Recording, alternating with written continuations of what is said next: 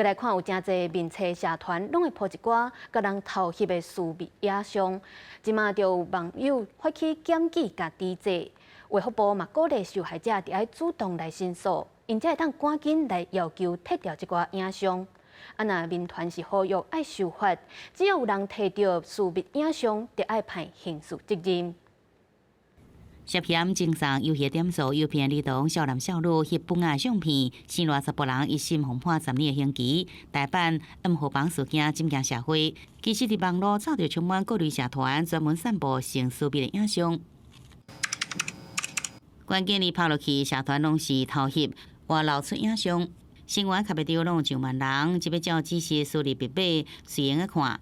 有网友号召检举内底者，邀人看到朋友伫内底，主动解读好朋友关系。那种外流社团不外乎就是看那些东西嘛，然后很多基本上男生都会想看嘛。这样子解除朋友关系的话，蛮奇怪的，因为每个人有每个人的自由。会加朋友应该都是真的是朋友关系，不会到取消朋友关系，但是可能就会有对他有个印象，就是说哦，所以他会去看这些东西哦。袂少私密的影像无经过同意，互人翕落来，甚至被散布，经由社团连接到第三方平台。卫福部讲，只用被动来要求影像该摕落来移除，因为这类的网站提供的内容真多元复杂，毋是全部拢违法。若要杜绝影像搁在外流出来，就要靠当事人主动申诉来报案。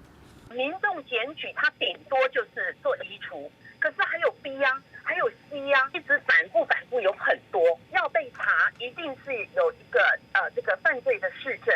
那犯罪怎么认定？一定是要有被害人。网友们他们好奇，想要窥探意淫的一些心态，然后进去这个社团里面卡载点、卡位。那未来我们也会继续争取这样子一个条文的立法，无正当理由持有，那就有刑事处罚的规范。